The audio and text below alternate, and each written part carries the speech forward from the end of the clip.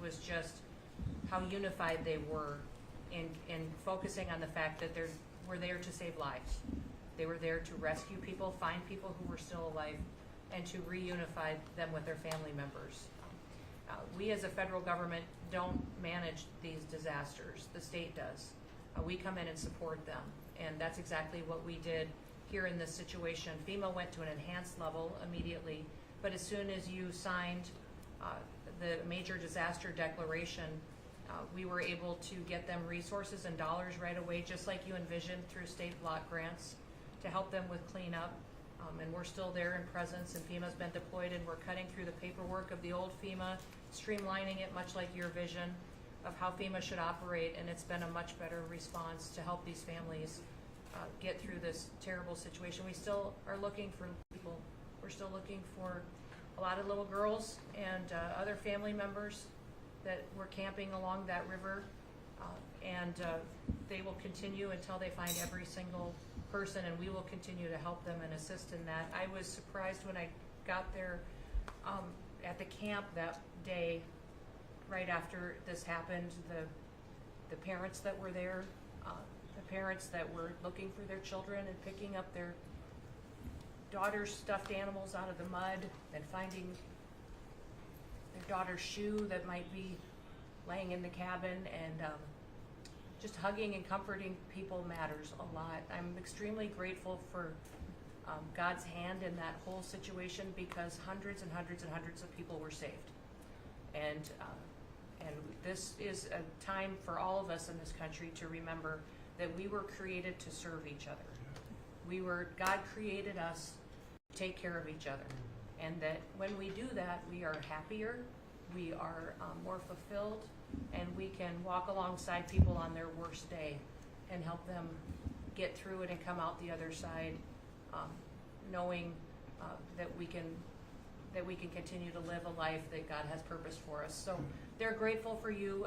Several times the day after the flooding, you and Melania were on the phone with me, and I want to thank you for that. That meant the world. I was able to tell many of those folks that I had been visiting with you, and that you had said, whatever they need, Christy, let's deploy it and get it down there and be helpful. And on Sunday, when the families were waiting at a church to identify their children's bodies, Franklin Graham and I called in and prayed with the families and read some scripture with them, and he was incredible in making himself available to that as well. We'll be back down there in a couple of days and continue to do all we can, but this is an unprecedented event. It really is. There's been tragedies like this around the country, but everyone is unique in different situations, and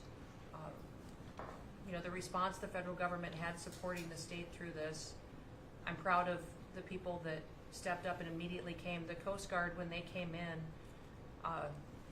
they had a difficult time even getting the aircraft in and landed. They had to try several times in the weather to get it in and deploy, and I think we've heard about our one Coast Guard member that was responsible for saving over 165 people, but that entire crew did incredible work, and all the first responders there did incredible work. And I know people are getting tired now, but they're getting reinforcements, and volunteers are showing up, and I just want to commend the governor and his team for being the leaders, and they're so thankful that you're letting them make the decisions and manage the response like it should be, and then us supporting them with the resources of the federal government. We've already deployed dollars to the state, much like the block grants that you've talked about. Right. So they're grateful for that, sir. There's never been a wave like this outside of the breaking of a dam. This was almost a wave that ended up being 30 feet high, more actually. Now with the dam you can understand it, but this approached almost with that speed. When you see a dam break, it's not a pretty sight. It wipes out everything, and this is the kind of thing that built up so fast. And it's happened 2 or 3 times before over the years, but not to this extent.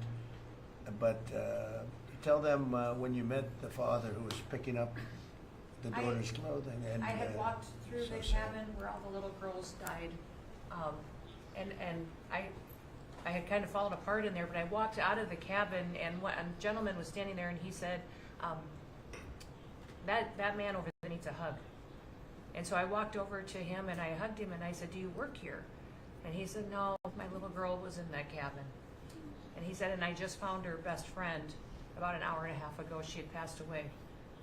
And he just fell apart. And so then we just hugged and talked for probably an hour about that. But then there was another, the grandpa was there looking for his granddaughter as well. There was a dad there of one of the counselors. The counselor was alive, but she was dealing with the fact that she had hung on to some of these girls and was trying to keep them out of the flood waters and had gotten hit by something and had lost 2 of the girls and wasn't able to hang on to them and was going to live the rest of her life thinking about that moment when she wasn't able to hang on to these girls. But these parents were picking up their kids' belongings out of the mud and throughout the camp and putting them in bags. And then one of the dads said, I knew 50 of these girls here. So I knew that was her dress and my daughter's friend's dress. So he was picking it up and putting it in a bag to return to her parents. And so it was and then the director was there comforting everybody who had lost his father the night before too. And he was still there trying to facilitate all of these parents grieving their children and find them. So the strength of people is incredible. One of the things that I asked there that day was that they all have escorts or counselors when parents come in. So from that point, that when they came into the camp, that they have somebody with them when they're going and looking for their children's belongings or looking for their children. And so, very emotional, but also just so tragic.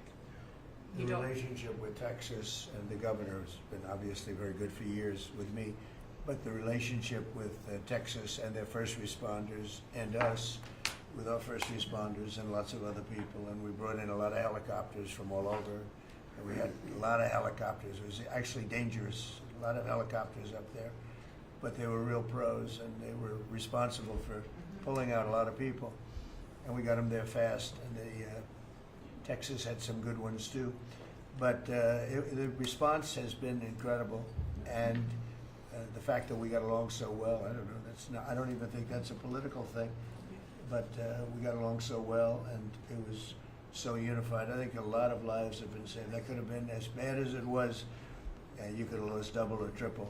This thing was just really horrible. Well, congratulations on a great job, and appreciate it. I know you're going down. I'll be going down on Friday with First Lady, who would be taking a trip, and we don't want to get in anyone's way because that's what happens. The president goes and everyone's around focused on. I don't want anyone to focus on us, but it's possible they could have somebody saved still. There's a lot of areas. It's a big area, and probably unlikely at this point, but there could be. I mean, they're thinking there could be the possibility, but what a tragic situation. A good job, and we'll see you on Friday, and we'll finish out the day here. I think you've been reading a lot about it's a terrible topic when you talk about financial after this, but we have a big country, and we've been doing very well. The tariffs, as you know, are starting to come in at record levels. Tremendous amounts of money are coming in to our country. We never did that before. We're not used to it. We only have tariffs going out. We only adhere to the rules of other nations who charge us tremendous tariffs because we were led by stupid people or people without any business sense. And I'd like to ask Scott, you could maybe talk a little bit about how well we're doing with regard to the money coming in. And the big money will start coming in on August 1st. I think it was made clear today by the letters that were sent out yesterday and today. Go ahead, please. Yes, sir. We will have taken in about $100 billion in tariff income thus far this year, and that's with the tariff, the major tariff not having started till the second quarter. So we could expect that could be well over $300 billion by the end of the year. We don't agree with CBO scoring, but for those who do, the CBO scored tariff income over the next 10 years at $2.8 trillion, which we think is probably low. And sir, under your leadership, we're witnessing. And they gave us no credit during this last little, the great big beautiful bill. I always use the word great. I add that to it because it really is what it is. It's never been anything like it, actually. And I want to thank all the Republicans that voted for it. And I want to, scold the Democrats because they're voting for tax cuts. They're voting for no tax on tips, no tax on Social Security, no tax on overtime, and many, many other things far more important than that. Great health care. And frankly, every Democrat should lose their election because it was purely political to vote. They were told not to vote for it. So think of it. We got 218 to 2. And then with the Senate, we had 50 to 3. Democrats didn't vote at all, not one positive vote, with all of the good things in there. Economic development money, tremendous border money. Now you're loaded up on the border. And I don't think we're going to need so much of it because we had zero come in last month, so I'm not sure how much of it we want to spend. You may think about that. You may actually think about saving a lot of money because the wall's been largely built, and it obviously worked. But you may want to think about that. But so I think it's incredible when I watch the Democrats, and they have standard lines like they had Russia, Russia, Russia.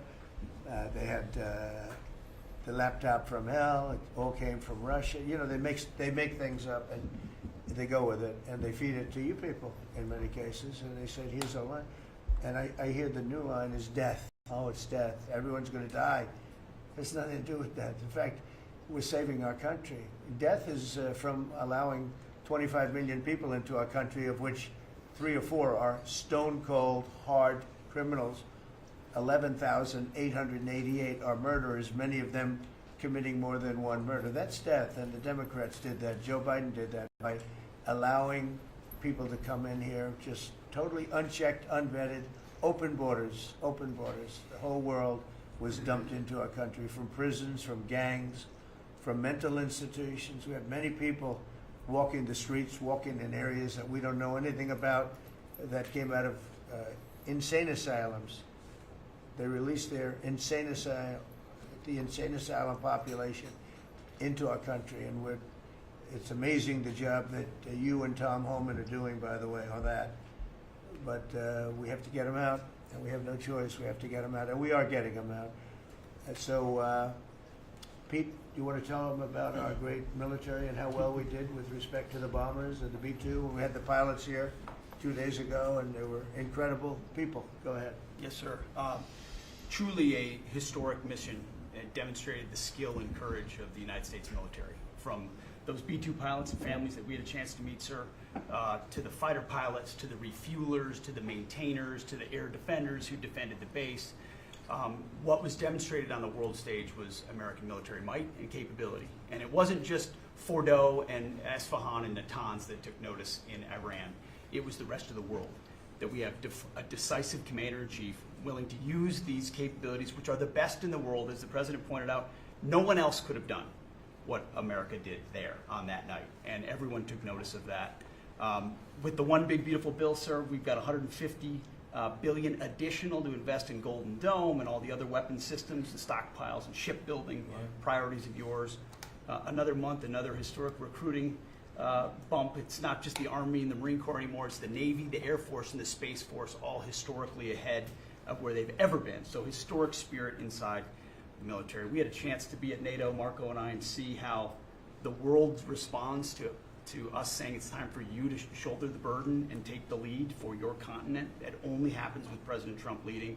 And we're proud to be a part of what's going on at the border, sir, with now a 4th national defense area where we're helping get to that number 0 in securing the border. But that mission, Operation Midnight Hammer, re-established deterrence. It reversed what happened in Afghanistan. You saw the debacle of what Biden allowed to happen in Afghanistan and what that did to our image. President Trump said, with Operation Midnight Hammer, we're reestablishing American leadership and deterrence, and we're proud to be a part of it, sir. And our so-called enemies were watching. They watched every minute of it. They watched. There was very few people that weren't watching, actually, but they watched every minute. It was a perfect military performance, the likes of which we haven't seen in a long time. I mean, if you compare that to the same country, the hostages from years ago, Jimmy Carter, it was unfortunate for Jimmy Carter. He was a nice man, but with the helicopters going down, the sandstorms, the prisoners, they got captured, then the election and the prisoners and Reagan and all the problems. It was nothing but problems, and that was a failure. And ours was not only the pilots. I mean, those machines flew for 37 straight hours. They didn't stop. They went skedaddle. You know the word skedaddle? It means skedaddle. They dropped the bombs, and somebody said, skedaddle. Let's get the hell out of here. And every bomb hit its mark, and hit it incredibly. And as you know, the Atomic Energy Commission said it's gone. That place is gone. We had a lot of fake reporting, mostly from CNN, where the scammer a writer for CNN, who should be fired, by the way. She was involved with the 51 fake intelligence agents, if you remember that. She did that story, created a story out of it. She created a story out of the laptop from hell, saying it came from Russia, but it actually came from Hunter Biden's bedroom, or worse. Just a scammer, and she's still at CNN, which is pretty amazing. But we'll ask you a question about her.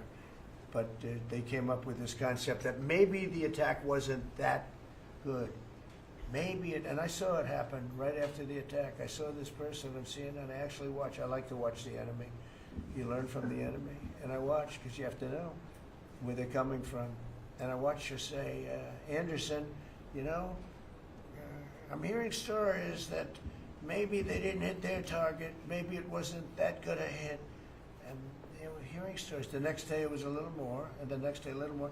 After 3-4 days, she was saying, I don't know. I don't think it was that. Except by that time, everybody knew it was hit perfectly. The evidence is in the planes. The pilots are the best evidence. But they actually came out of their plane, because they were here the other day, and they said, it was so sad.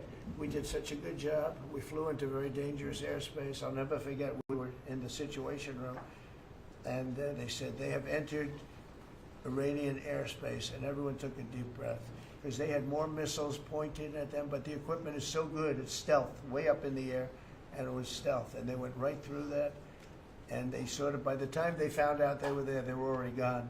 That was the word skedaddle, get the hell out of here. But they were right in the most dangerous airspace in the world, and they took those big, beautiful, very fast, they're unbelievable planes. I mean, they become really beautiful works of art. I always thought they sort of were cool, but now they look better than just cool, don't they, huh?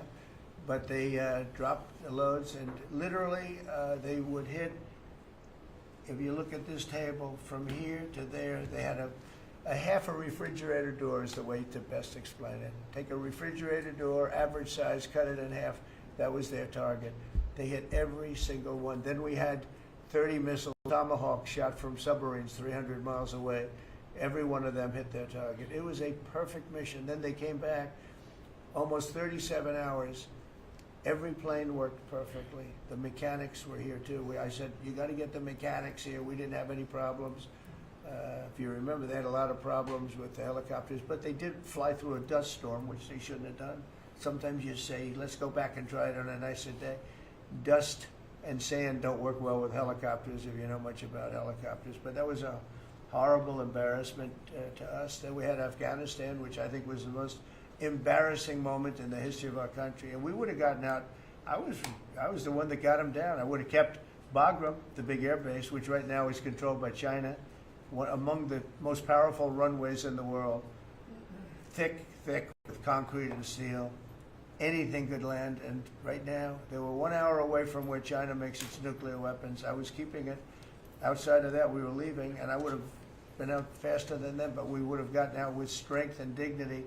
Instead, that was the most botched up mess I've ever seen. They left all that equipment behind, and every year they have a parade running down some third-rate street with the equipment. It's supposed to be Fifth Avenue. It doesn't work. But with all that equipment that they left, they should have taken every ounce of it. I was taking every ounce. I said every screw, every bolt, every nail you take out of there. And Millie said, I remember one time, sir, we're better off leaving the equipment. Why? Well, it's cheaper. I said, cheaper? You mean it's cheaper to leave a $150 million airplane rather than flying it into Pakistan or India or someplace, or just flying it straight home? It's cheap. Yes, sir. That's when I knew he was an idiot. Didn't take long to figure that one out. But They left all that equipment, but they left their dignity behind. It was the most embarrassing moment, in my opinion, in the history of our country. Not that we got out, we should have not been there, but that we got out the way we got out, with great embarrassment and death. You had 13 young people. I've gotten to know their families very well, but you had hundreds of people killed that nobody talks about. You had the other side, many people were killed. Many people are walking around with no legs, no arms from that whole thing. They left from the wrong airport. They should have left from Bagram, because Bagram was a big base with hundreds of miles of fencing and territory around it. Nobody would be able to get near it, and they left. So, we've done a great job, and I think people are really starting to see it. They're starting to appreciate it. Pete's done fantastically. That mission was a work of art, and I have spoken to some of our perceived, I don't know if they're enemies, but they're perceived as being potential enemies. And they essentially said the same thing. Very impressive. There wasn't a thing that we didn't lose an engine. We didn't lose it. They landed and they were cheered. But the sad thing was they were cheered, and one of the pilots said, we were a little concerned because when we got out, we were told that on television they were reporting that we may have missed our targets. Sir, we hit every target. That's what I do for a living. We hit every target. In fact, when the bombs hit, a yellow haze came over the horizon that I've never seen before. It just lit up the whole horizon, brighter than the sun. It was like looking into the sun. He goes, we hit our target, because you know what that was exploding. And but they were a little downbeat because they listened to that fake CNN reporting and the fake New York Times. They worked together to try and say that it wasn't perfect. They couldn't say they missed. All they could say is, maybe it wasn't perfect. And you ought to fire that reporter immediately. You should fire her. Real fake. And so I just want to congratulate those pilots. And, a lot of people don't like bringing things like that up. I do. I always like confronting, because otherwise the public doesn't know that you're a bunch of crooked people. But they know, they've learned, and the media has to straighten out their act. The media is down to 17% approval.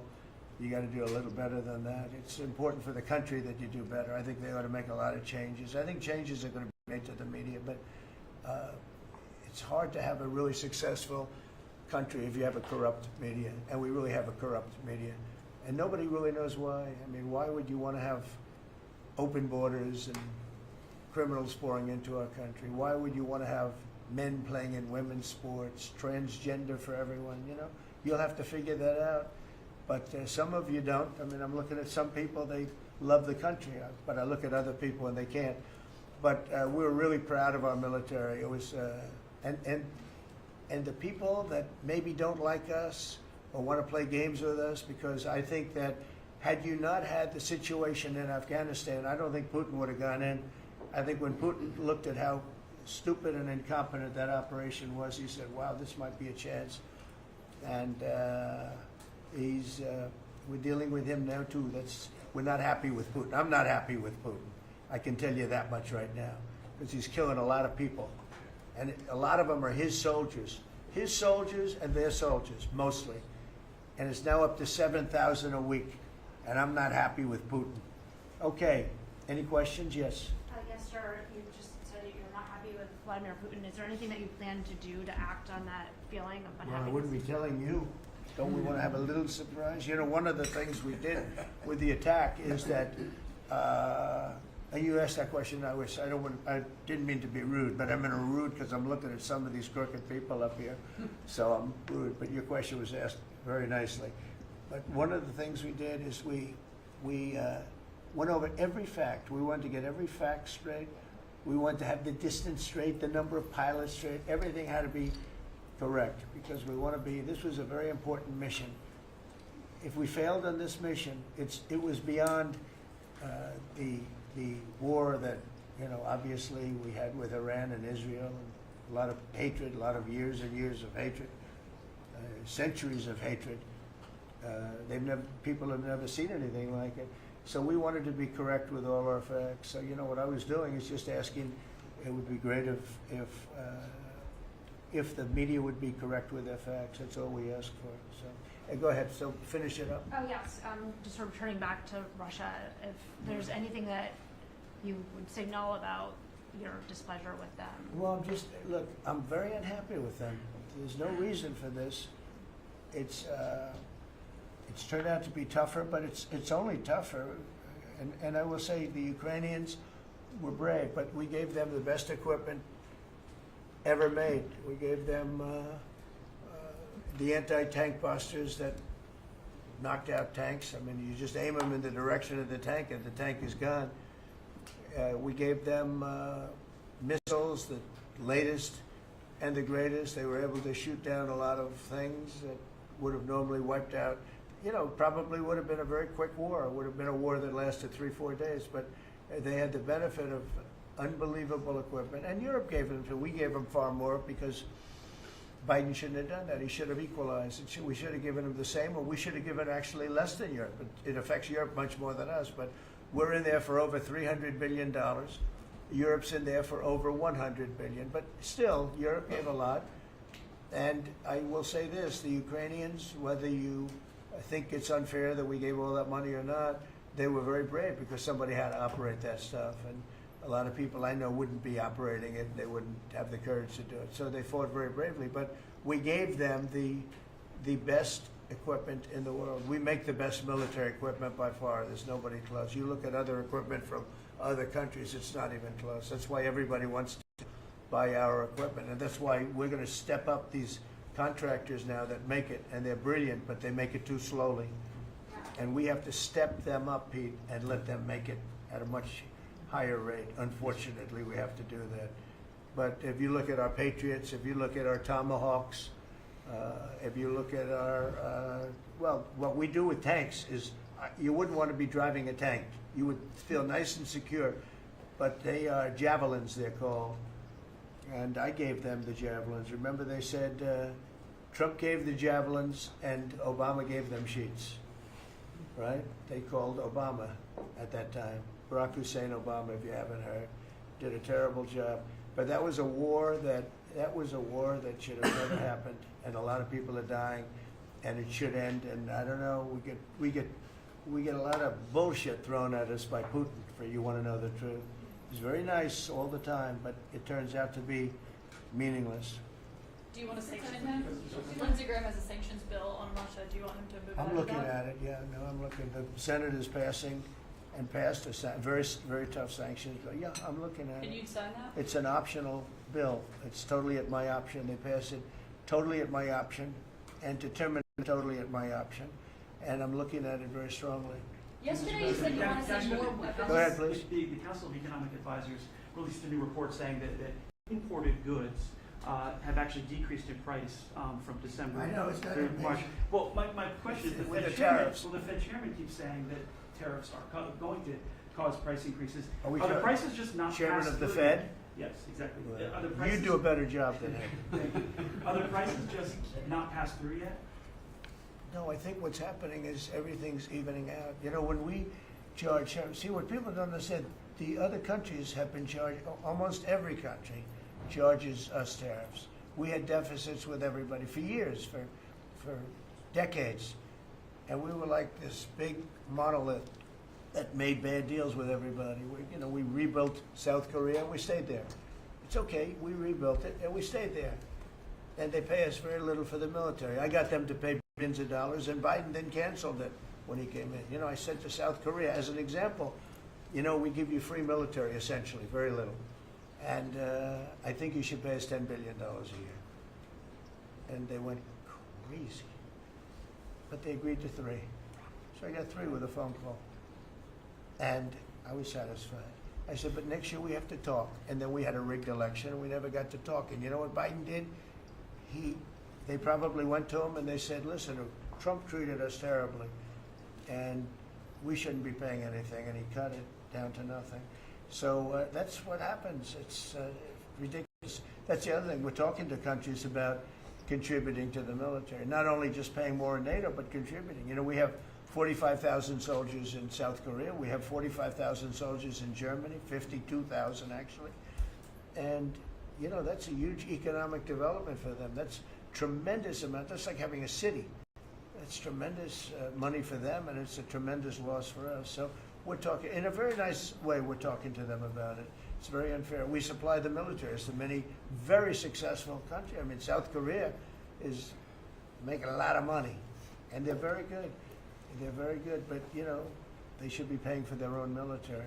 President Trump, can I ask you a question about Jerome Powell as well, and then a question to the Attorney question General? about what? Jerome Powell, and then I have a question for the Attorney General.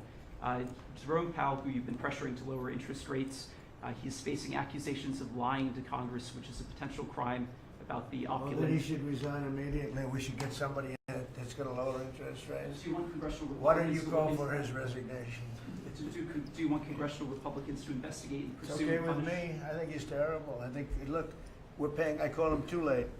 T-O-O, Too Late, like Too Tall Jones for the Dallas Cowboys, right? Too late. He's always late. But he wasn't late with Biden before the election. He was cutting him like crazy. It didn't help too much, did it? But he was cutting him like crazy before the election with Kamala and Biden. He was trying to get them in, I guess. I don't know. He was recommended by somebody that worked for me. I like you better. If I could ask the Attorney General a question too, President. Sure. Your memo and release yesterday on Jeffrey Epstein, it left some lingering mysteries. One of the biggest ones is whether he ever worked for a American or foreign intelligence agency. The former Labor Secretary, who was Miami U.S. Attorney Alex Acosta, he allegedly said that he did work for an intelligence agency. So could you resolve whether or not he did, and also could you say why there was a minute missing from the jailhouse tape on the night of the Yeah, sure. If I Hey, Pam, could, could I just interrupt for Sure. 1 second? Are you still talking about Jeffrey Epstein? This guy's been talked about for years. You're asking, we have Texas, we have this, we have all of the things. And are people still talking about this guy, this creep? That is unbelievable. Do you want to waste the time, and do you feel like answering? I don't mind answering. I mean, I can't believe you're asking a question on Epstein at a time like this where we're having some of the greatest success and also tragedy with what happened in Texas. It just seems like a desecration, but you go ahead. Sure. First, to back up on that, in February, I did an interview on Fox, and it's been getting a lot of attention because I said, I was asked a question about the client list, and my response was, it's sitting on my desk to be reviewed, meaning the file, along with the JFK, MLK files as well. That's what I meant by that. Also, to the tens of thousands of video, they turned out to be child porn downloaded by that disgusting Jeffrey Epstein. Child porn is what they were. Never going to be released, never going to see the light of day. To him being an agent, I have no knowledge about that. We can get back to you on that. And the minute missing from the video, we released the video showing definitively, the video was not conclusive, but the evidence prior to it was showing he committed suicide. And what was on that, there was a minute that was off the counter. And what we learned from Bureau of Prisons was every night, they redo that video. It's old, from like 1999. So every night the video is reset, and every night should have the same minute missing. So we're looking for that video to release that as well, showing that a minute is missing every night. And that's it on Epstein. Mr. President, on the tariffs again, on August 1st, you've said it is the deadline. What incentives do countries have to negotiate? It seems that deadline keeps moving. It was April 2nd, now it's... We didn't move, no. It's always been August 1st, that's when we're paying. A statement was put out today, and I put it out just to make it clear. It wasn't a change, it was August 1st. We don't change very much, you know. Every time we put out a statement, they say he made a change. I didn't make a change. Clarification, maybe. No, August 1st they pay. And everybody pays, everybody has to pay, and the incentive is that they have the right to deal in the United States. If they don't want to, they don't have to pay, and they don't have to deal here. But if they want to buy and make a lot of money and sell in the United States, they have to do that. You know, if you go back and look at some of the good presidents, our country was the wealthiest, proportionately the wealthiest, from 1870 to 1913. It was an all-tariff country. We didn't have income tax. That came in in 1913. We had tariffs. And we had so much money we didn't know what to do with it. we had, we had a couple of presidents that were very, very strong. McKinley, I guess more than anybody, but he was the tariff king, but he was very, very strong. And it's sort of sad.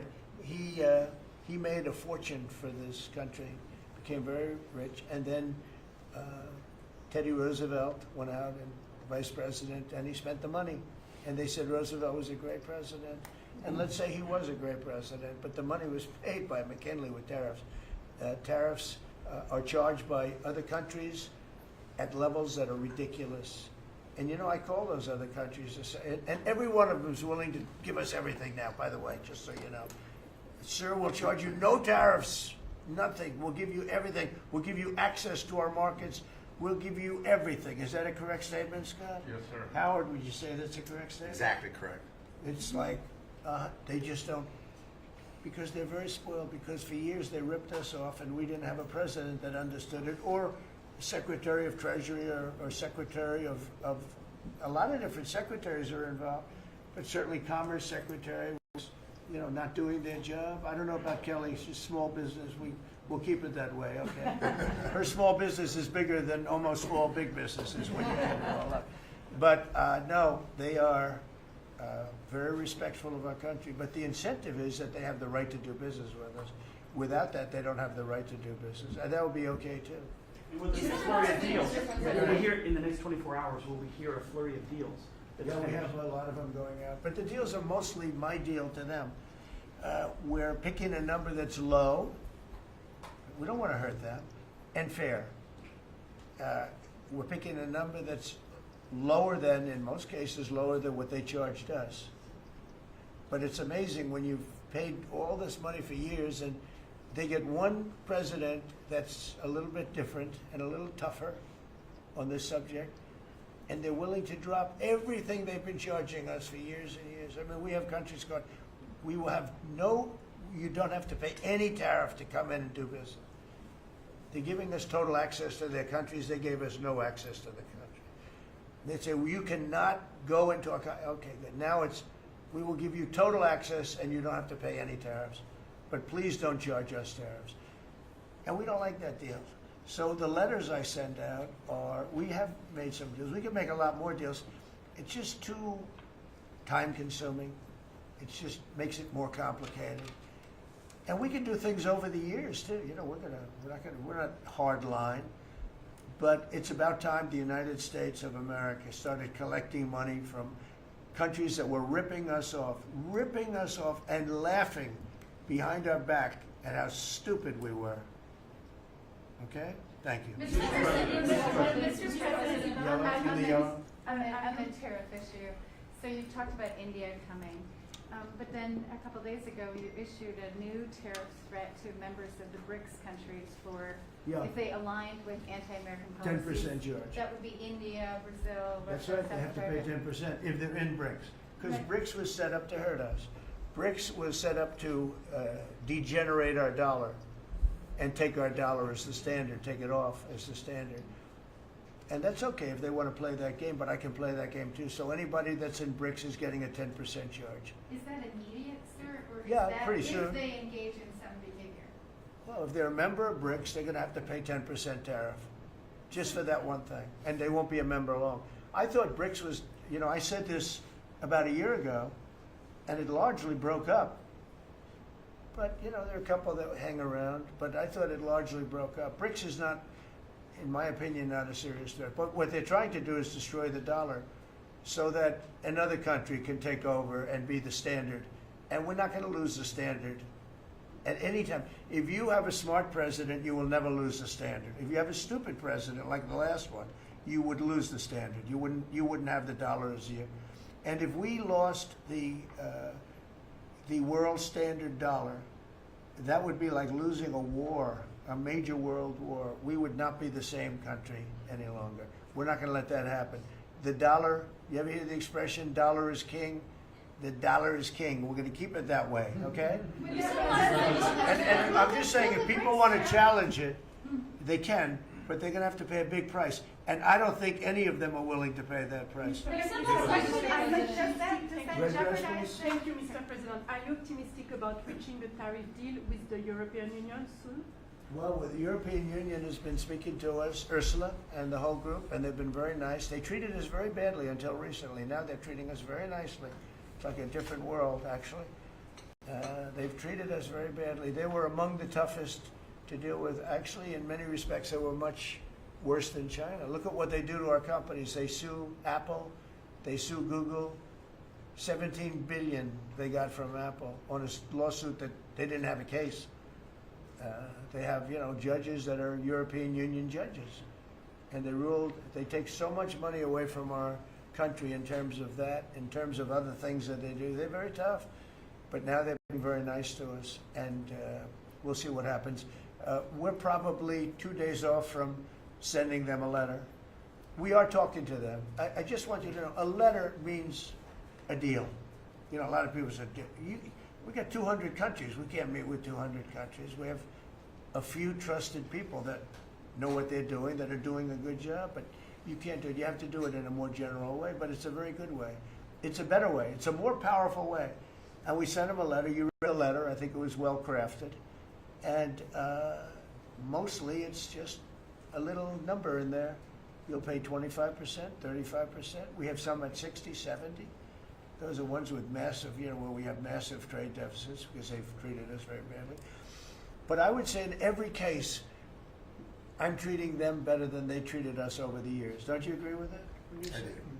I do. I could have done much. I could have been much harsher. I don't want to do that. We want to have relationships, but in every case, they treated us far worse than I'm treating them. I'm treating them very good. I could go higher with the tariffs, but I don't want to hurt them. That's why when you just read it, you come up with the number. It's so incredible that prices are actually going down. Just so you know, when I got in, everyone said, "Oh, eggs are going through the roof." That was the first. I was in for about 4 days, and they started screaming at me about eggs. I said, "That's Biden's problem." I didn't know about eggs, but eggs went up about 5 times. You did a fantastic job, and we ended up shortly getting. In fact, for Easter, they said go out and buy plastic eggs. You can't use real eggs.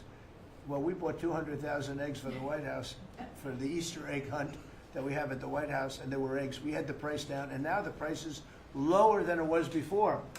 We did a good job with eggs, but we did a good job with groceries. Our prices are down in this country.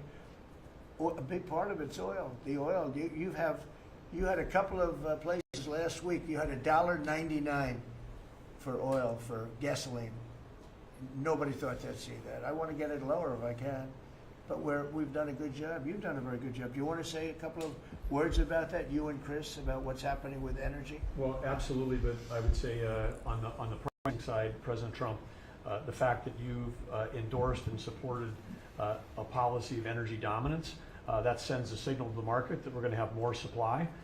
You talked in a campaign about inflation being a country buster. You've broken the back of inflation in 6 months among all the other things you've accomplished. We have no inflation.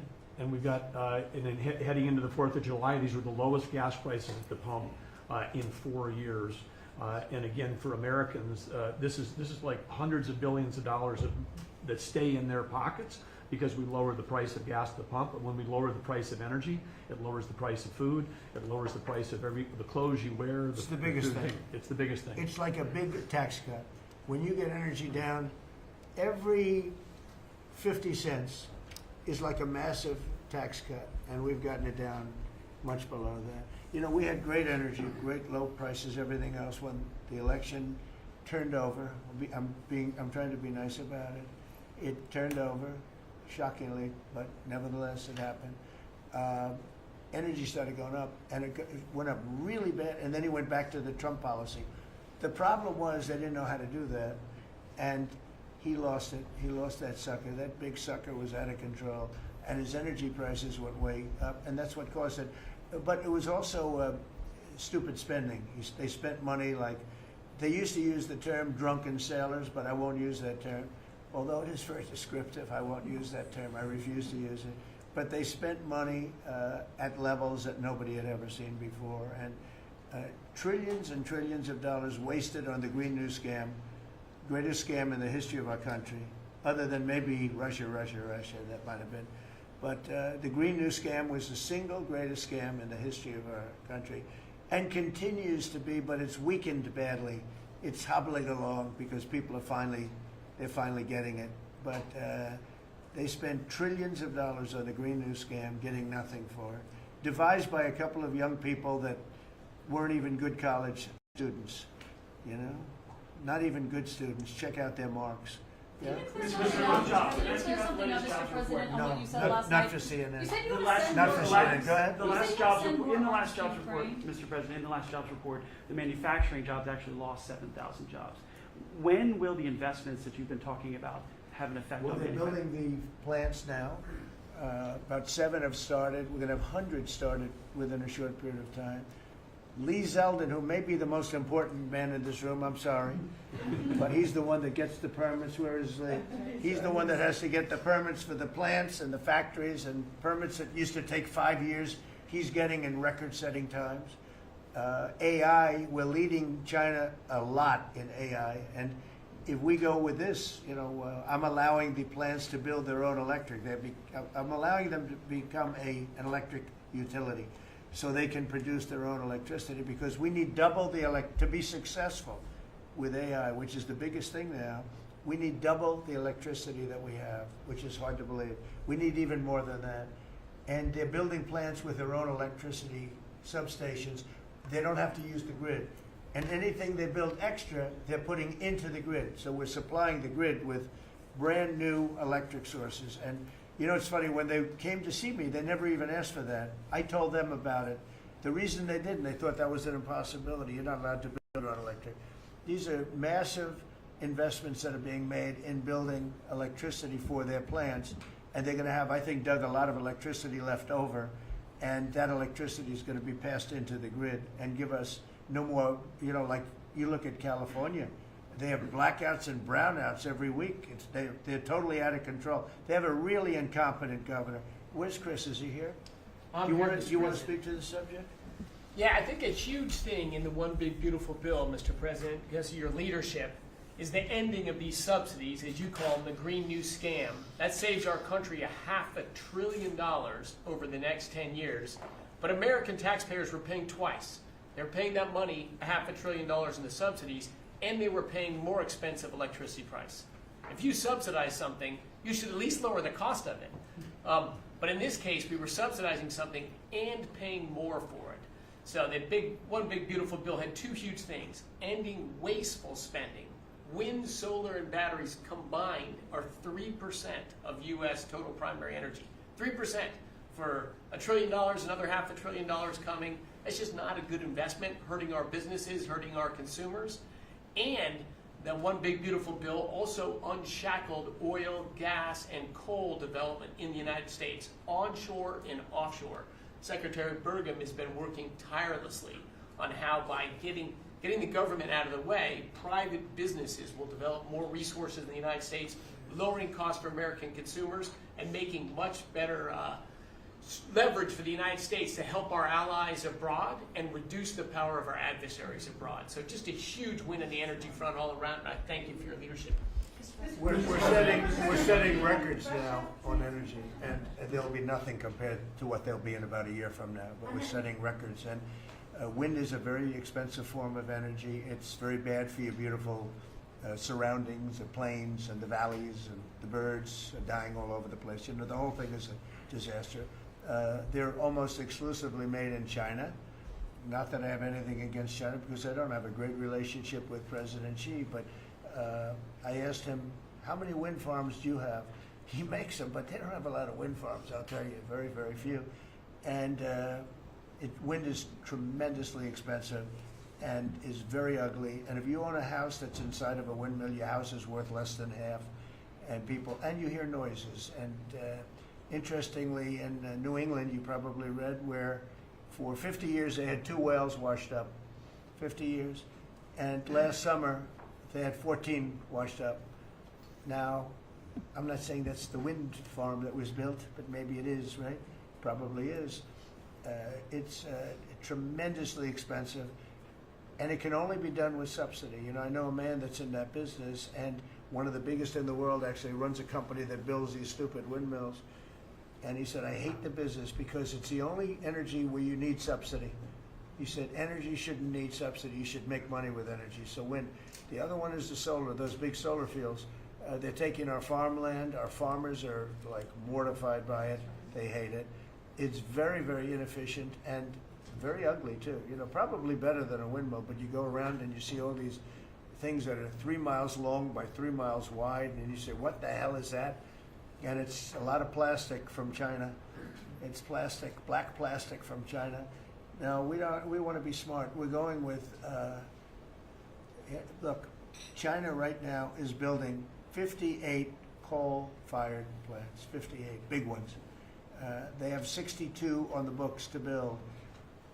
We've reintroduced clean, beautiful coal, because you know you can do a lot with coal now. Clean, beautiful coal, and natural gas, and all of the other things that we have. But we don't want wind, and we don't want solar, because they're a blight on our country. They hurt our country very badly, and smart countries don't use it. Solar sounds good, I will say, and I like on occasion you'll see a roof which is made of solar brick, but it's a smaller use. We need the kind of thing that's going to fire up our plants, and it's not going to be wind, you know, that is very intermittent, as you probably know. But they've spent a fortune. They've spent trillions of dollars on this stuff. And I'll just give you one other story. A friend of mine is a very successful guy. He went back to see his mother in Minnesota. Hadn't seen her in a long time. And he wasn't back for 10 years, which isn't a nice story. I mean, you don't see your mother for 10 years. She's got some difficulties, which I know the guy, he does have some difficulties. He's very successful, but probably not the nicest person. It was actually longer than 10 years, but he went back and he told me he wanted to go and look at the valley.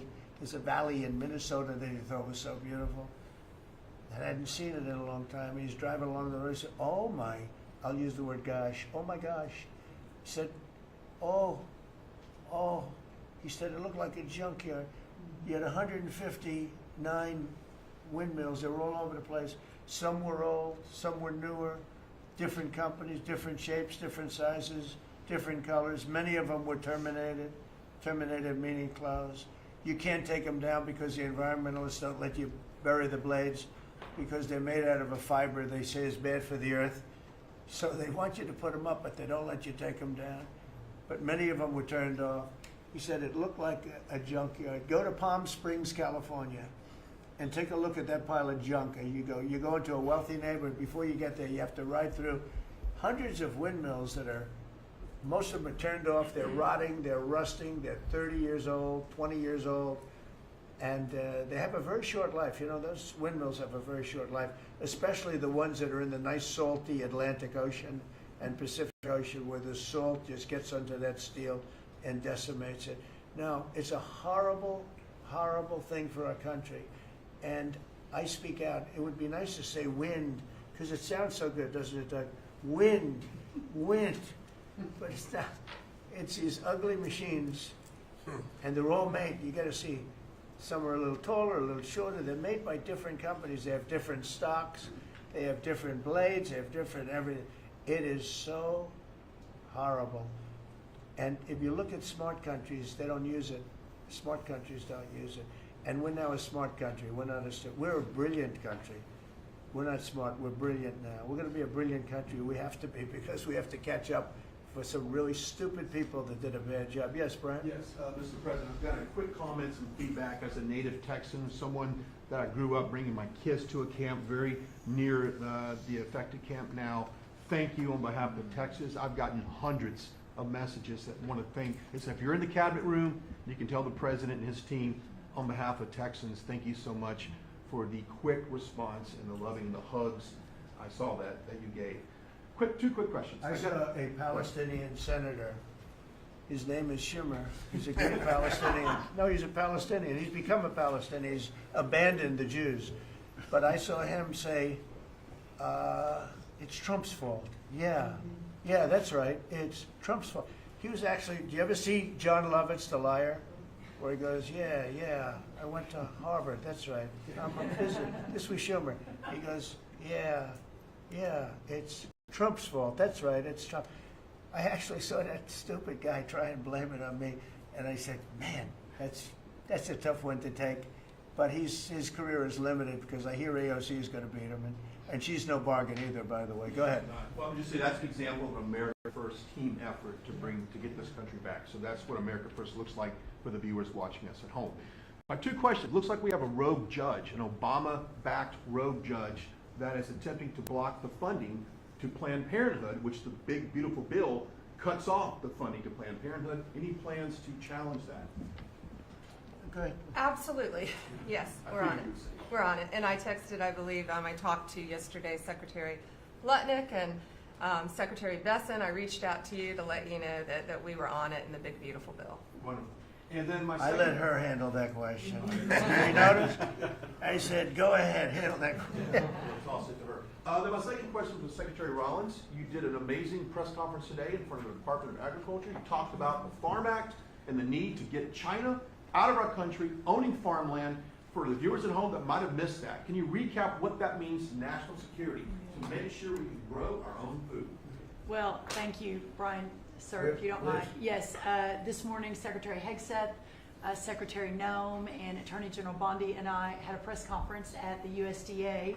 I just happened to have a chart in case it came up, but obviously the Chinese owning of farmland in our country is a massive national security issue. And for the media, you can see the yellow is where all of the farms have been purchased over the last number of years, and the red is around all of the military bases where that farmland has been purchased. So this is a massive national security issue. The press conference this morning included 3 of our greatest governors as well, Sarah Sanders from Arkansas, Jim Pillen from Nebraska, and Bill Lee from Tennessee. The states have begun taking a leadership role to ban the purchasing of China farmland. Obviously, Congress needs to step up and catch up, and we're going to be working alongside of them as well. We had some of our members, great members of Congress there, but it is time, and I think that this morning was symbolic of many things. The first of this administration working every day to effectuate President Trump's leadership and unequivocal support of America First. But second, just how close we are as a cabinet. I don't know in any other administration that you'd have 4 cabinet members at the USDA on a Tuesday morning when it's about 110 degrees outside with the sun beating down on us talking about, sir, your vision. So I think it was a great day. It was just the start. There's an executive order coming and some other things coming behind that. But protecting America's farms isn't just about protecting our farmers. It's also about national security. So that's what we discussed this morning. I do want to say that I think we have had a really good relationship with China lately, and we're getting along with them very well. They've been very fair on our trade deal, honestly, and I hope we're going to have a great relationship. It's a big, strong, powerful country. We're more powerful than they are. We have much better military equipment than they do, but we are getting along with them very well. I'm getting along with President Xi very well. We speak often. And with all of that being said, and I understand what you're saying, but I think we're getting along with China very well. Mr. President, you want to send more weapons to Ukraine, as you said last night. Last week, the Pentagon paused some shipments of weapons to Ukraine. Did you approve of that pause? We want to put defensive weapons because Putin is not, he's not treating human beings right. He's killing too many people. So we're sending some defensive weapons to Ukraine, and I've approved that. So who ordered the pause last week? I don't know. Why don't you tell me? I think that's a question for the Go Pentagon. ahead. Mr. Yeah. President, on immigration, the Secretary, the Agriculture Secretary, did say this morning that undocumented workers would not be covered by any amnesty of who are working on farms. You had said maybe that the ISA folks won't go after those folks on farms. So which is it? There's no amnesty. What we're doing is we're getting rid of criminals, but we are doing a work program. Do you want to explain that, please? Yeah, this morning we talked about, of course, this was a top of mind question. This morning we talked about protecting the farmers and the farmland, but obviously this president's vision of no amnesty, mass deportation continues, but in a strategic way, and then ensuring that our farmers have the labor that they need. Secretary Chavez-DeRimmer has been a leader on this. Obviously, this comes out of the Labor Department, but moving toward automation, ensuring that our farmers have that workforce, and moving toward an American workforce. So all of the We've above. got to give the farmers the people they need, but we're not talking amnesty. Lori, do you want to say something about Yeah, that? thank you, Mr. President. On this, thank you, Secretary Rollins, how important this is never to displace the American worker. What the Department of Labor is doing is focusing on what the law entails now, being more modernized, more streamlining, to work through the H programs. We're going to have a concierge Right. approach to that, where we have, developed a new office to answer the need of our farmers and ranchers and producers, and not to displace the American worker and follow within the law now, and that does not include an amnesty program at all. And we've seen that working, and we'll continue to have that roll out. On the other topics that we've somewhat talked about, the jobs numbers, Mr. President, 4 months in a row, we've seen those jobs numbers increase. That's an exciting time for our Right. manufacturers. That was asked earlier. We know it's going to take some time, but through that deregulation process that Lee and I are working on as well, the Department of Labor has rolled out 63 new deregulations that we're going to be moving through. In the first Trump administration, it was successful with over 30. We've just rolled out 63 Right. new ones in order to double down on those manufacturing companies to let them know that we have signaled through this process that we will assist them in getting the workforce that they need. It's an exciting time. That one big beautiful bill, that was the signal to my former colleagues in Congress to get this done. It's been an important time. I spent time on the ground visiting 7 states in 9 days prior to that bill being passed, because it was the most pro-worker piece of legislation that we will ever see really in this country right now. No tax on tips, no tax on overtime, no tax on Social Security. That matters to the American worker, because we don't want to take their money and give it back. We want them to keep more of their hard-earned dollars in their pockets currently, and that's what they're excited about. And as I move forward with this tariff talks, I heard a company, orthopedic company in Indiana, say to me, for the first time since you have taken office, Mr. President, their increase in their bottom line by 8% since these tariff talks have happened. Not one company has said the president is not doing a good job. These tariff talks are working. They're feeling it on the ground. The media has told a false story, because what's happening on the ground is positive, and that's what we're seeing in these jobs numbers. So I really, through the Department of Labor, to come in behind all the secretaries and build this workforce is going to be key to the American worker. So thank you for what everybody did this last week.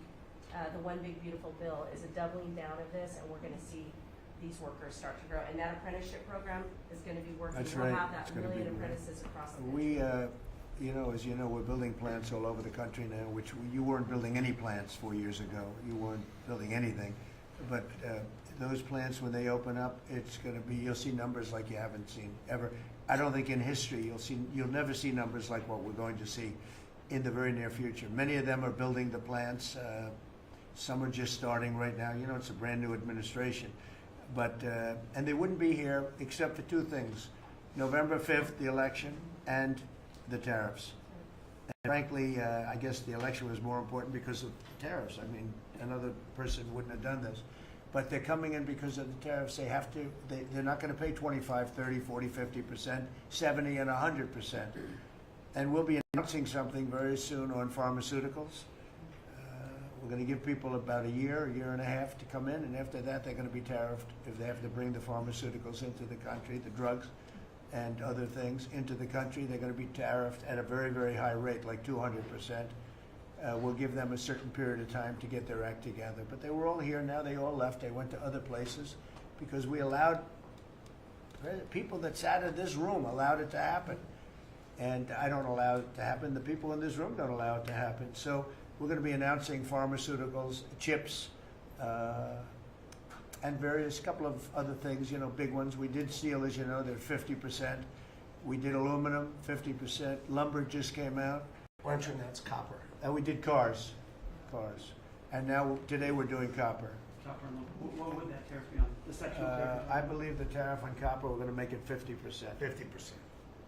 Any breakthroughs on See, I'm glad he Gaza? didn't question it. Any I breakthroughs? sort of said, I sort of thought, what would that be? A quick one. I didn't have much time, but he agreed with me. That's why he's Howard. Any breakthroughs on Gaza with the Prime Minister, and there's reports that you're meeting with Netanyahu again tonight, is that Yeah, accurate? I am. He's going to come over again tonight. We're talking about Gaza, mostly Gaza right now. It's he's been very unfairly treated. I think what they've done to him in Israel is very unfair, having to do with this trial. I think, you know, wartime prime minister, had an unbelievable outcome, and I think he's been treated very unfairly, but he's coming over later. We're going to be talking about, I would say, almost exclusively Gaza. We got to get that solved. Gaza is a tragic, it's a tragedy. It's a tragedy. And he wants to get it solved, and I want to get it solved, and I think the other side wants to get it solved. Steve, could you talk on that, please? We're in proximity talks now, and we had 4 issues, and now we're down to 1 after 2 days of proximity talks. So we are hopeful that by the end of this week, we will have an agreement that will bring us into a 60-day ceasefire. 10 live hostages will be released. 9 deceased will be released. We're meeting at the President's direction with all the hostage families to let them know. And we think that this will lead to a lasting peace in Gaza. And you're doing a good job. It's a tough one. It's a tough one. A lot of hate, you know, it's called long-term hate. But we think we're going to have it solved pretty soon, hopefully with a real solution, a solution that's going to be holding up. And can I follow up? This is, I think, the first cabinet meeting since Elon Musk has not been a special government employee, not here anymore. He's now saying he's going to create a third political party. Are you worried about the impact that that could have? No, I think it'll help us. It'll probably help. Third parties have always been good for me. I don't know about Republicans, but for me. Are you second guessing any of the cuts that Doge made? Since you No, described it as off look, the rails. look, the other day? we cut hundreds of billions of dollars with Doge. We could have done it differently. I would have done it differently a little bit, maybe, but it was something that we saved a lot of money. You can always second guess. I guess some of the people in this room maybe would have done it slightly differently, and some would have done it exactly the way it was done. But it was dramatic, and it was important, and we found a lot of things like billions of dollars given to people for environmental protection, where they had $100 in the account, like in Atlanta, Stacy, and then you had another one with 20 billion here, and 20 billion here, and 2 billion here, and 15 billion, and Lee, you might want to mention just a couple of those things. We really got because of Doge. At the Trump EPA, the one big beautiful bill was filled with many big beautiful wins for the taxpayer. It delivered a sledgehammer to the Green New Scam. Billions of dollars rescinded. So it's a big deal for the American taxpayer who sees money go through pass-throughs that are filled with self-dealing and conflicts of interest. They see unqualified recipients. They see reduced agency oversight, and they want accountability with their tax dollars, and they got it. So in the example of the Stacey Abrams connected NGO, they received $100 in 2023. They got $2 billion in 2024. They had to complete training on how to develop a budget that was put into their grant agreement.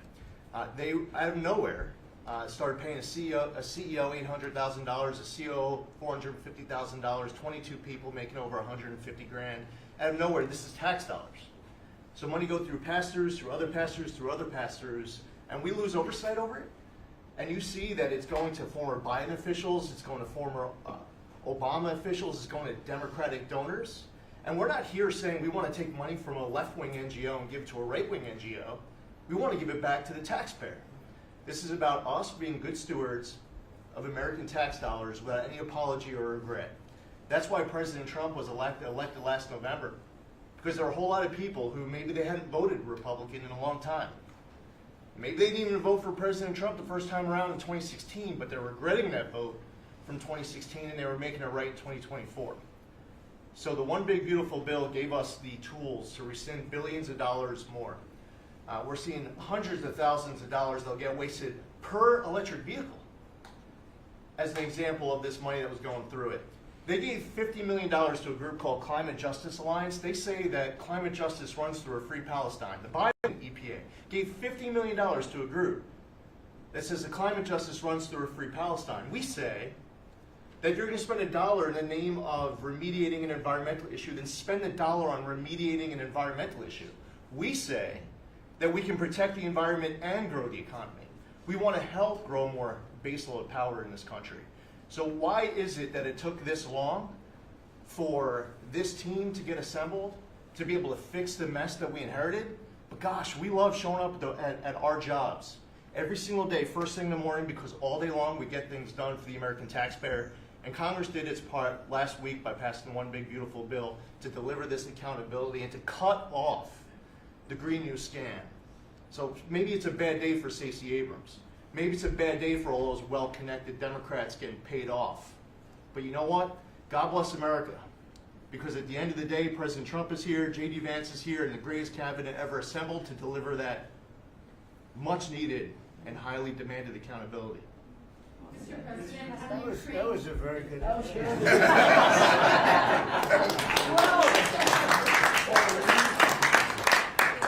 And that's from the heart.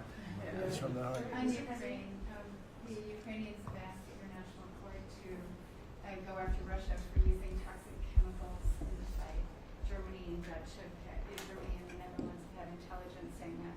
What does U.S. intelligence believe, and what do you believe about the use of chemical weapons? And would you agree that that's a case from court? Well, I'd ask John maybe to discuss it if you'd like, John.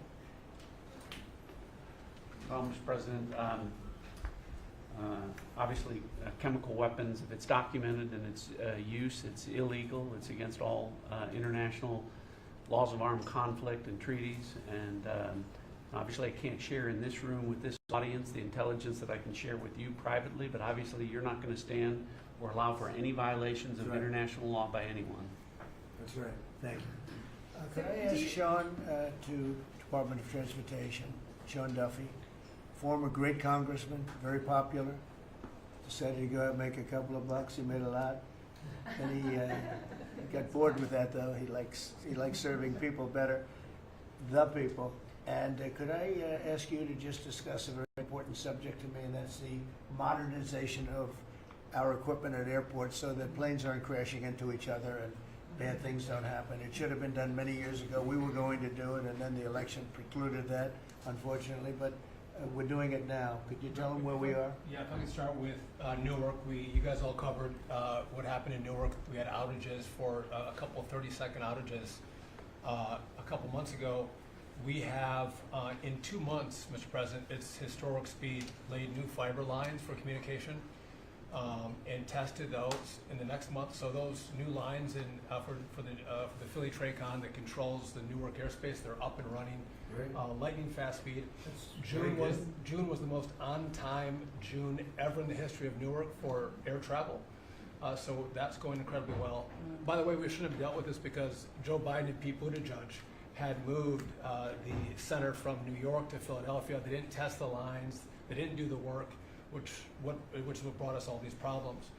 But in the big beautiful bill, we got $12.5 billion. This is a historic investment in air traffic control. And so what the money is going to allow us to do is move from copper to fiber all over the country. So new copper lines. We think we can do that in 1.5 to 2 years.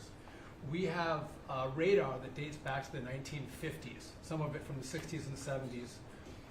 We get brand new radar across the country as well. We have some infrastructure money to build TRACONs and centers, the en route centers that control the traffic across the country. So this is a massive new start to rebuild air traffic control. And again, this is dilapidated. Americans think that their government takes care of them and makes the investments that are necessary to make the country work. And for 30, 40 years, the investments weren't made. And so under your leadership and direction, we are making those investments. And per your direction, right now we are interviewing what we could call a general contractor or an integrator. One company to manage. It's a massive project. The FAA is not qualified to manage this kind of a project. So we are now going through the process of finding who that one company will be to manage the whole project. We'll interview those companies together and make that selection. So we'll write one big beautiful check to one beautiful company that'll be responsible for this whole build. But if I can just make one last point, this is not enough money. We're going to need more. But this is a massive new start. The biggest investment. We'll need some more money on top of it, but a great start from the big beautiful. It's a starter. It was very important to us. And just to cover that, there have been accidents, and my pilots, I would often hear them say, "Oh, good," and they would use a different system, a different country to land in New York. They'd use the the radar and other things from a different country. I said, what's that? He said, oh, our system is so bad. And I knew that. We were all set to start. And Boot Edge came in, and what they did was so crazy because they hooked it copper into fiber, into steel, they had all different systems. They had hundreds and hundreds of contractors, different contractors for different airports. They spent billions of dollars, and they made the system worse because you can't hook copper into fiber. It doesn't work that way. You just can't do it. It's not doable, but they tried to do it. Didn't work out too well. And in the end, it was just a complete disaster. We want to have one great company. Now, Raytheon's going to bid, IBM's going to bid. We have 5 or 6 bidders that really are good and do this stuff. And we want one, I tell, because I know about overruns, I look at the railroad out in California, headed up by one of the worst governors in our country, who I used to get along with actually, but he's just, you know, when you lose 25,000 houses and you would have had your cities burned down. If we didn't step in, Los Angeles would have been burned to the ground. But you look at that, and I said, I really know how to build, and you got to have one guy, one contractor, one great one, whether it's IBM or Raytheon is good, but you have 4 or 5 that are really, really great, and they're all bidding against each other. But you don't want to have one doing the wire and one doing the digging and one doing the demolition and then they're all saying they all blame each other because they're saying they were late and therefore you have to pay me millions of dollars more money. I know the system so well. And we're going to have a great company, do the whole thing. We're going to get a fantastic price. Maybe we'll get them, they're very big and very strong, and maybe we'll get them to make a contribution toward getting it done at the right price. But we're going to have a great system. When we finish, we will have the best system on earth, done by one of the 2 or 3 best companies. There are only a few companies can do this. This is not. But if you would have seen what this other group did, they were going crazy. They had, I heard 3,000 contractors. And then when it all came together, guess what? It didn't work. It's a disaster. So we're going to have in a pretty short period of time, so it'll take us about 2 years to build it. And we'll have a contract given out probably over the next couple of months. We have some great bidders, some great companies that want to do the job. You're going to have great air traffic control. Yes, can I just make one last point on this? So the last administration signed a contract with an American company to fix the copper to fiber, and that contract was a 15-year contract. The system is failing today, but that's how idiotic and incompetent the last administration was. And under your leadership, we're saying, listen, we don't have time. We don't have 15 years. We don't have 5 years. We have to do it right now. And so the president always talks about on time and on budget. We have embraced that. We are going to be on time and on budget. And by the way, you mentioned a train out in California. Stay tuned for probably give us 5 days and you'll have an answer on what's going to happen with the $4 billion that we potentially have invested on a train that's going to go nowhere. It's going to be $120 billion that'll never connect San Francisco to LA. Again, the last administration wasted so much money on projects that never work. If you're going to have high-speed rail, you're going to invest billions. We should actually have high-speed rail in America, not boondoggles that fund political friends and allies and family They have members. from San Francisco, inside of San Francisco to inside of Los Angeles. Should have never been built because airplanes do it better. And you could drive it. You could drive it. No problem with driving it. The roads aren't even crowded. So they were going to do this. Somebody's idea. Somebody got paid off a lot of money and they started it. It was going to cost a very small amount of money. And it ended up costing literally hundreds of times what the original. And now what they did is they said, well, going into the city is too big a deal. So we'll leave it 25 miles short of the city. So now they're leaving it. They're not going to finish it, really. It's not the same project. So now they're leaving it outside of San Francisco and outside, short of each. They just want to get it done, and I've never seen cost overruns. You know, if you have a cost overrun of 10%, you should be ashamed of yourself. 20%, you should not do any more jobs.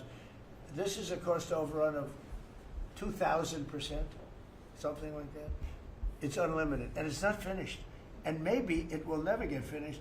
And I told Sean, look at it from every standpoint, but we don't want to, you know, we have federal money going into that, And it's like throwing it out the window. So whatever you can do to stop it.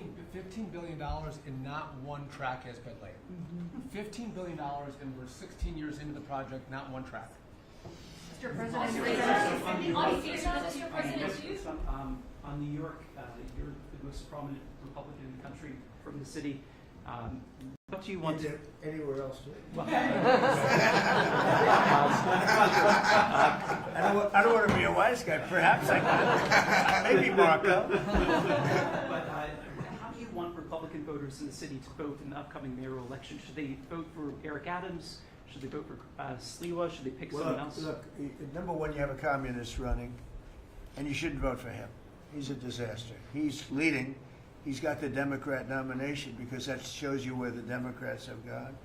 He actually wants to take over the grocery stores of John Catsimatidis, who's a great guy, a rich guy, grocer, does a good job, wants to take over. He actually called me the other day. He's concerned his stores are going to be taken from him, and they won't be run like John runs them. Believe me, he runs a good operation. But he actually said he wants to run his own grocery stores.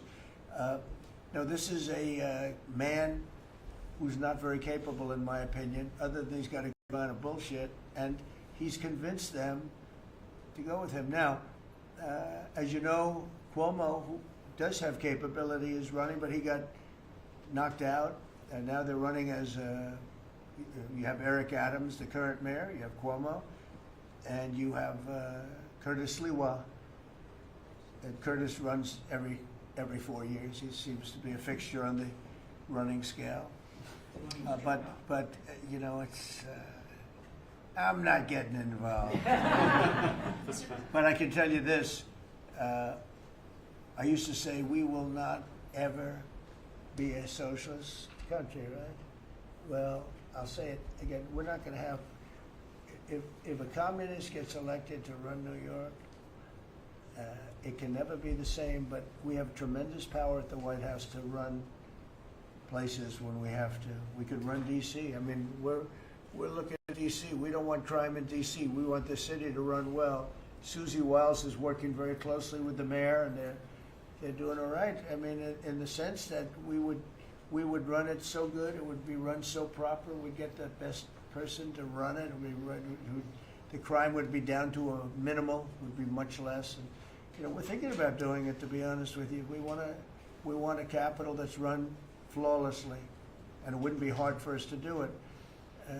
And we've had a good relationship with the mayor, and we're testing it to see if it works. But New York City will run properly. We're going to bring New York back. I love New York. You know, I loved New York for a long time. Then we had a bunch of crooked people in there. You have an attorney general who's a total stone cold crook, New York State, Letitia James, a total crook. All they do is want to go after political opponents.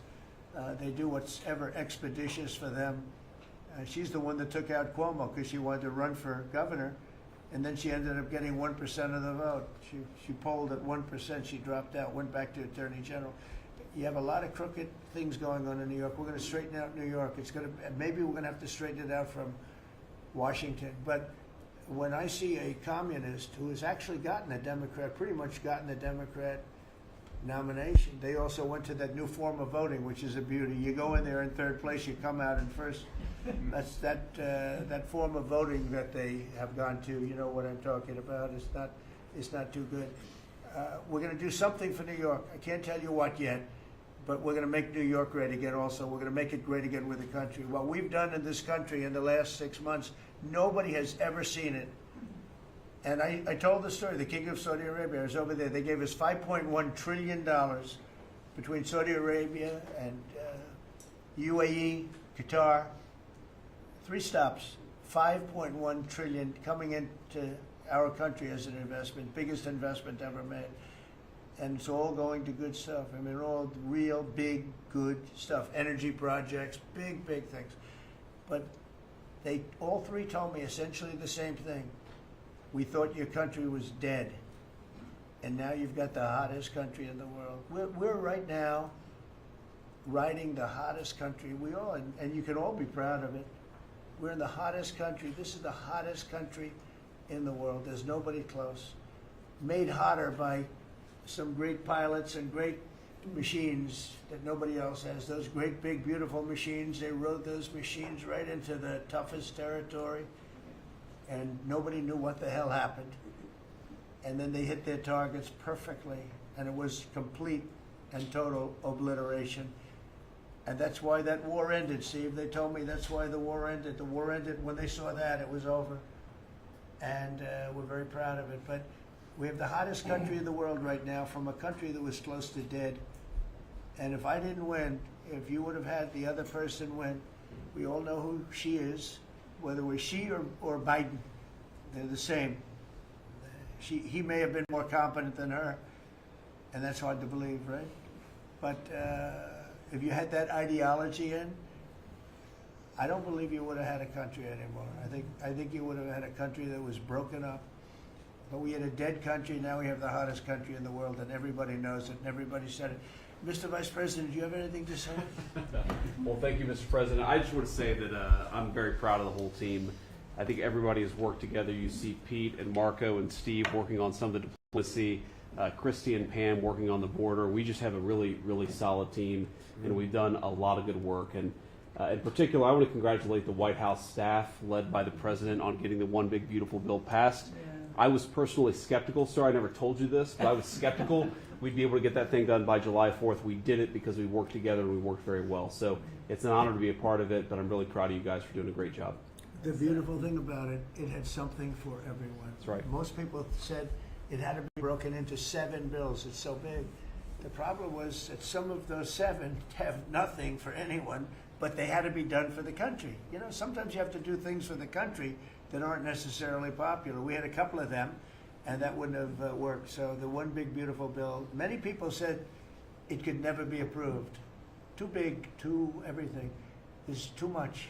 But it had something very big and very important for everyone, and it's great for the country. And remember, the Democrats come up with a false narrative, you know, just whatever.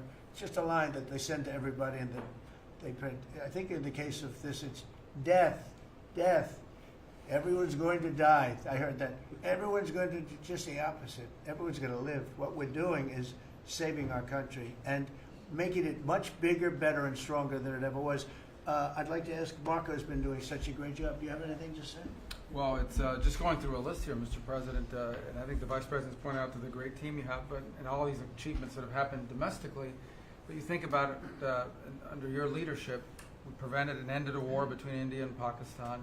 NATO's now at 5% for the first time ever, the highest numbers ever. A peace deal between the Democratic Republic of Congo and Rwanda. A 12-day war that ended with an American operation that we're the only country in the world that could have done. Hopefully, pretty soon, a peace deal between Azerbaijan and Armenia. The entire Middle East and the infrastructure of it has the potential now to change because of Syria and Lebanon, and it hasn't even been 6 months. True. It hasn't even been 6 months, so it's a great testament to your leadership in this. Well, thank you very much, and you've done a fantastic job. Could I just ask Linda, she's involved in so much, she's so talented and so good, and she's working on a couple of little things like Harvard, who was given $5.5 billion over a short period of time. We caught him on that one, that's crazy, but you're working on so much, you want to bring education back to the States. How are you doing?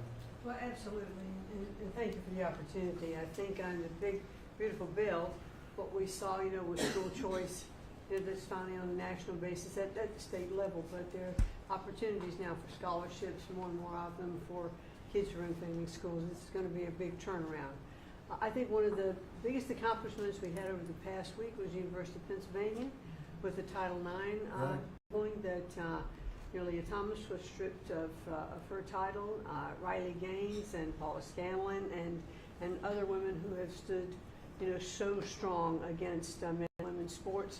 And when you put out the the executive order, I mean, that just solidified it and gave them the opportunity. So those are a couple of really, really big wins, and thank you for that opportunity. And how are you doing with Columbia and Harvard? We're negotiating hard. I think we're getting close to having that happen. It's not wrapped up as fast as I wanted to, but we're getting there. Okay, good. And you've done a fantastic job. Thank you very much. It's been a good team. Yep. You have a great team. Around this table, a lot of people would help with that. That's right. Thank you very much. Maybe just in closing, you know, we spent a lot of time, effort, very little money, on this room. This is called the Cabinet Room. It's been here for a long time, and it had some pictures that were not many of them and not very good ones. And I actually spent time in the vaults. The vaults are where we have a lot of great pictures and artwork. And I picked it all myself. I'm very proud of it. That's Andrew Jackson, great Andrew Jackson. That's a gentleman named, and we call him President Polk. He was sort of a real estate guy. He was, people don't realize he was he was a one-termer, but he was a very good president. But, and I'm not sure I should be doing this, he actually gave us the state of California. He was the one. He was the one. So I'm not sure. Maybe he won't be there for long. But if you notice, the frame is the exact same size, almost, as the other one is Andrew Jackson. So that was a part of the reason too, I have to be honest. But Polk was actually a very good president who's got the same frame that I needed, okay? And up here you have the original George Washington right behind the light. And then you have Dwight Eisenhower, who was a very underrated president. He built the interstate system, and he was the toughest president, I guess, until we came along. But I don't mind giving up that crown, because I don't want to be too tough on it, but we want to be humane. But he was the toughest president on immigration. He was very strong at the borders, very, very strong. And sometimes you can be too strong.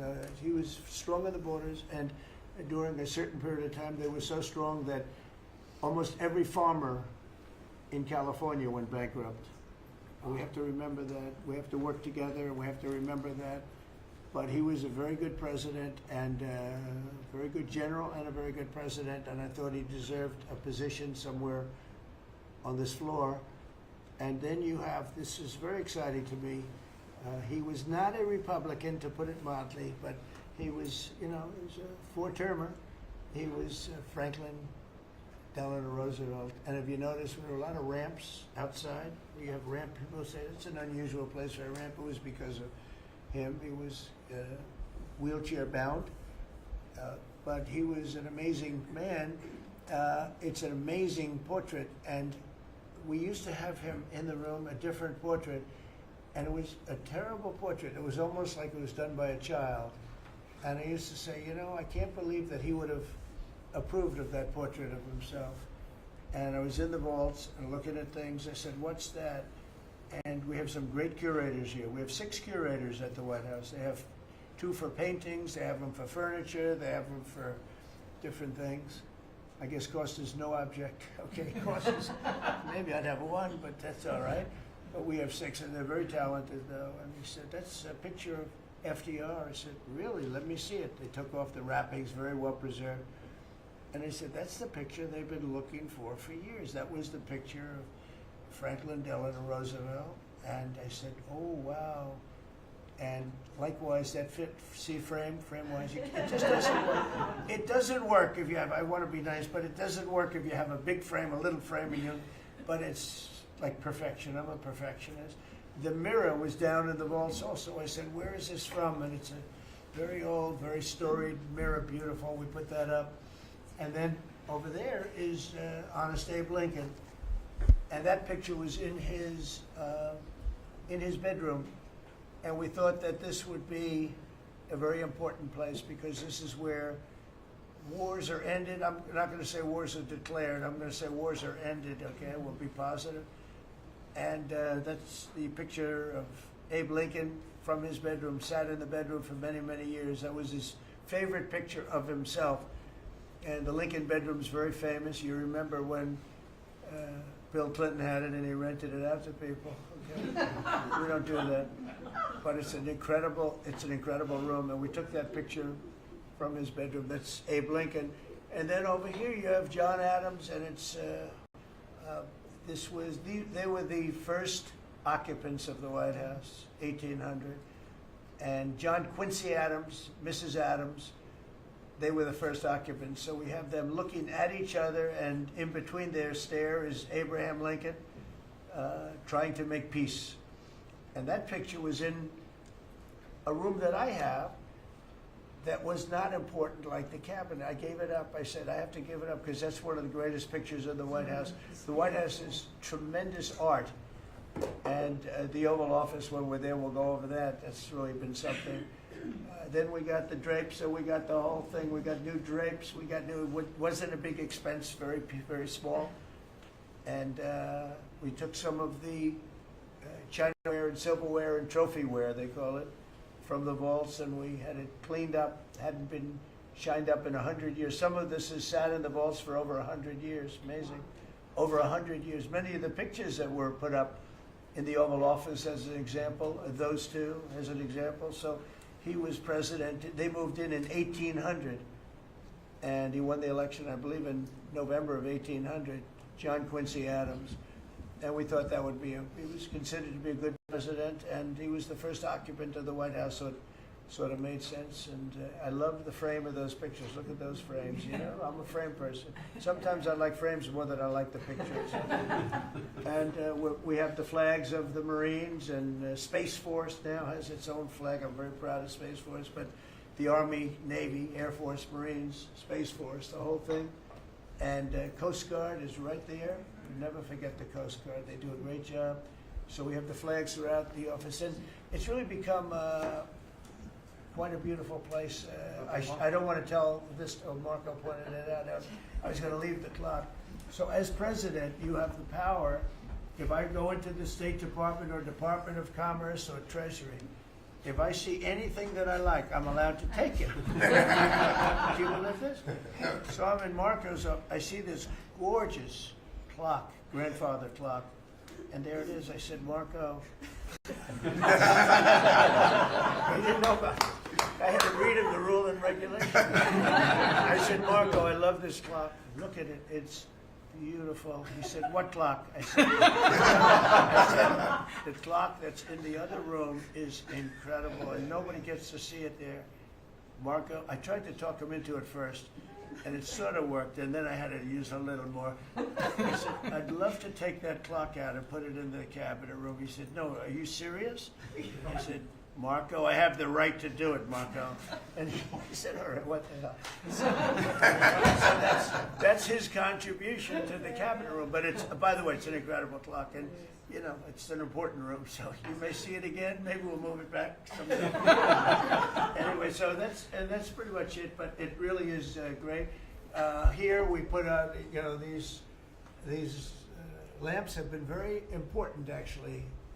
Whether people love them or not, but if you see pictures like Pearl Harbor and Tora Tora Tora, you see movies about the White House where wars are being discussed, oftentimes they'll show those lamps or something like those lamps, something that looks like them, probably not the reals, because I don't think they were allowed to. This is a very important room. This is a sacred room, and I don't think they made movies from here. You never know what they do.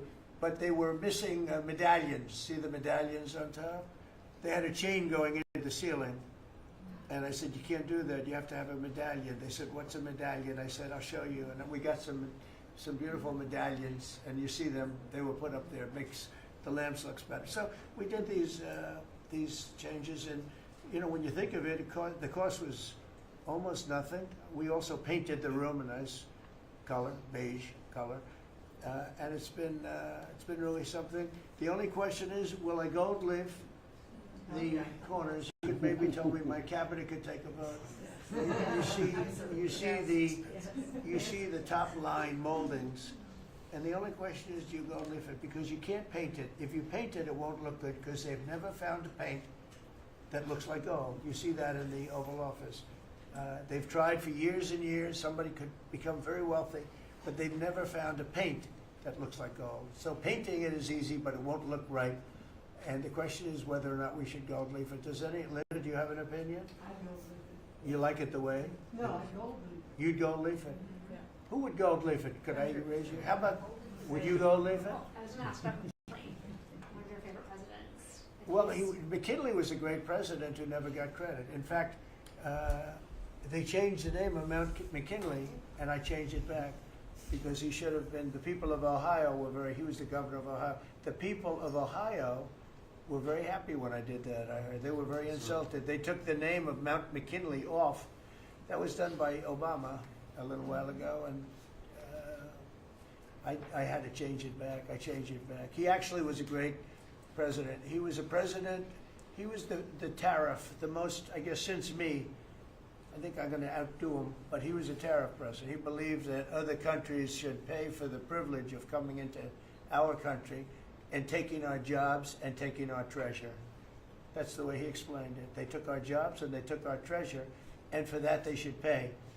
And he made them pay, and he built a tremendous fortune. In fact, in 1887, they had the Great Tariff Committee was set up in 1887 because our country had so much money, we didn't know what to do with it. And they set up a committee of, as they called them, elites, a term that we have to change because I think a lot of the people that are elites aren't elite. I think the people that aren't elite are elite, so we're going to have to maybe switch that around somehow. But they had a committee that was set up to spend the money because it was such a large amount of money at that time. It was nobody had seen anything like it, and it all came in from tariffs, and people didn't pay tax. There was no income tax system. I told you that came back in 1913. That came back and lived well for a while, and then you had the Great Depression, and then later they tried to bring back tariffs, but the whole thing was.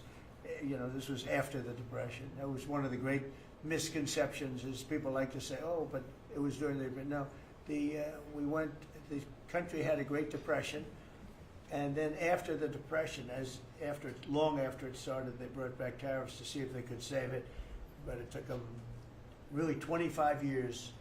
When you say about 25 years to get out of the Great Depression, a lot of people don't understand that. But I thought it would be interesting for you to get a little view of this room. This is a very important room, very powerful room, great room.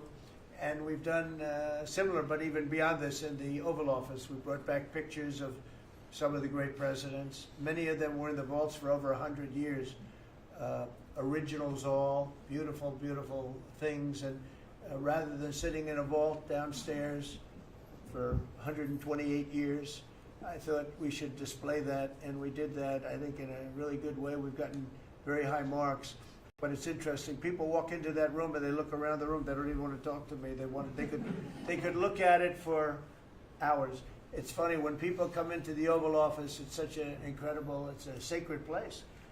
When people come into the Oval from the biggest people in the world, presidents, prime ministers, kings, queens, one case at least, queens, and the biggest business people in the world, they walk into that office and they always say, there's no place like this in the whole world in terms of the power.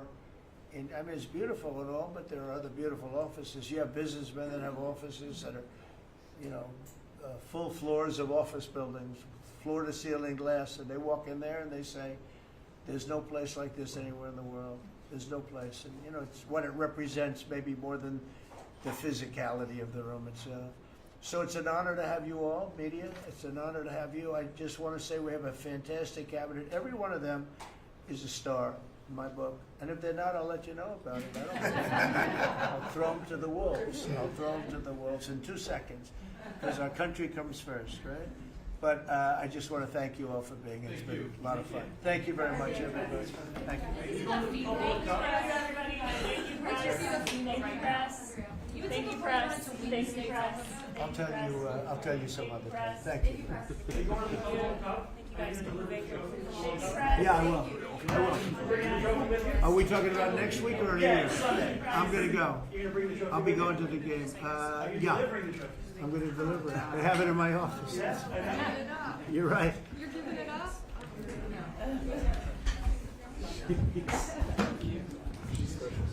Oh, she's special. She got this.